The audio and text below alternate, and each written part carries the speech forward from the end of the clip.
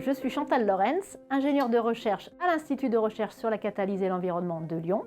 Ce laboratoire est une unité mixte de recherche de l'Université Claude Bernard Lyon 1 et du CNRS. Les recherches menées dans notre laboratoire portent sur la compréhension de phénomènes catalytiques entrant en jeu dans de nombreuses thématiques actuelles, notamment celles liées à la transition énergétique et aux sciences de l'environnement par l'étude de processus atmosphériques. Au sein de ce laboratoire, je suis responsable de la plateforme de caractérisation IRCATEC, regroupant de nombreux instruments et techniques analytiques mutualisés pour caractériser les matériaux. Sur cette plateforme, nous avons ainsi installé 3 nouveaux outils de spectroscopie et de microscopie permettant de caractériser plus spécifiquement des interactions de matériaux actifs en catalyse avec la lumière.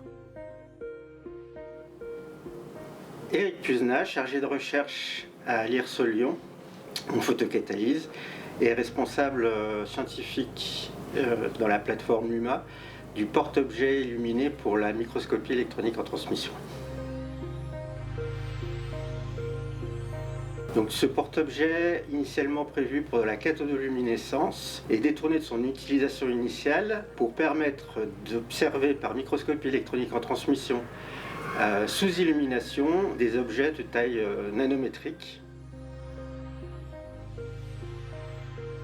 Donc, classiquement ici, on étudie des catalyseurs inorganiques, donc des matériaux nanométriques destinés à des réactions. On va pouvoir étudier le même type de matériaux inorganiques, mais qui vont avoir une réponse sous illumination, c'est-à-dire un changement de morphologie, de structure, voire d'être luminescent. Comme le porte-objet peut travailler entre 50 degrés et la température de l'azote liquide 77 K, à basse température, on va pouvoir aussi observer tous les types de matériaux photosensibles qui vont avoir un changement de conformation, de topologie ou de structure induit par une illumination.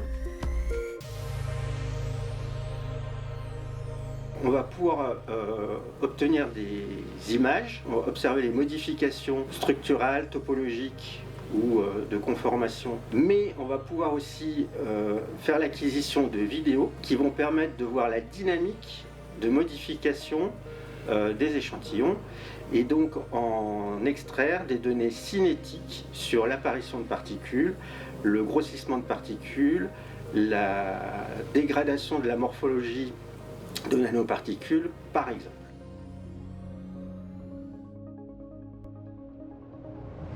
Bonjour, je suis Luis Cárdenas, chargé de recherche CNRS. Je m'occupe de la plateforme de photoémission basse énergie dans le cadre du POPR LUMA. Donc l'appareil de photoémission basse énergie, c'est un appareil disponible ouvert au public. Cet appareil nous permet en fait de mesurer les propriétés électroniques des matériaux fonctionnels, mais aussi on a un aspect sur la partie opérando. Donc l'idée c'est de regarder l'impact, de rechercher l'impact de la lumière et de l'excitation chimique sur les propriétés électroniques d'un matériau. La plateforme de photoémission basse énergie est couramment utilisée pour l'analyse des différents types de matériaux, notamment des photoélectrocatalyseurs, des catalyseurs et des matériaux fonctionnels. Donc, notamment, nous avons la capacité d'analyser des matériaux soit métalliques, semi-conducteurs et même isolants. Ça, c'est un état qui pourrait nous permettre en fait, de déterminer le type de semi-conducteurs, soit N, soit P, dans le cadre de cette étude. Bonjour, je m'appelle Bastien Nardelli, je suis ITA et instrumentaliste au CNRS et je suis support pour la partie photoémission à basse énergie. J'ai aidé et été impliqué au développement et à la mise en place de cette source UV à énergie variable qui permet de déterminer les propriétés électroniques de matériaux fonctionnels. Bonjour, je suis Mathieu Prévost, chercheur chargé de recherche CNRS à l'Institut de recherche sur la catalyse et l'environnement de Lyon et je suis responsable du spectromètre Terahertz dans le cadre de la plateforme Operando LUMA. Donc Donc cet instrument, ce spectromètre terahertz, c'est un instrument qui va permettre d'irradier un échantillon avec une onde électromagnétique dont la fréquence appartient au domaine terahertz et de venir voir du coup, comment ce matériau va absorber ce signal terahertz, ce qui va en retour nous informer sur ses propriétés diélectriques.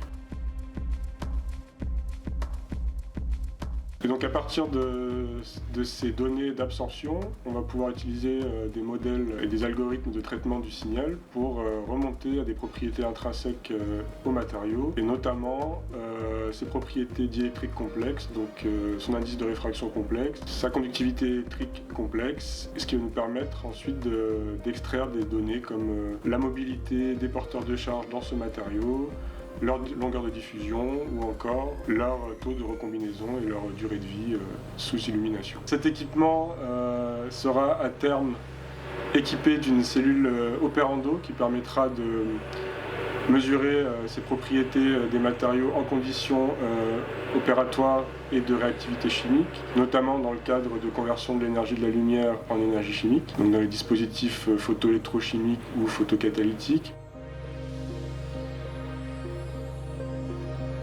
Ces équipements sont bien sûr accessibles aux partenaires académiques sur la plateforme Luma via le site du PEPR, mais également accessibles via le réseau METSA pour ce qui concerne les caractérisations par microscopie à transmission sous illumination.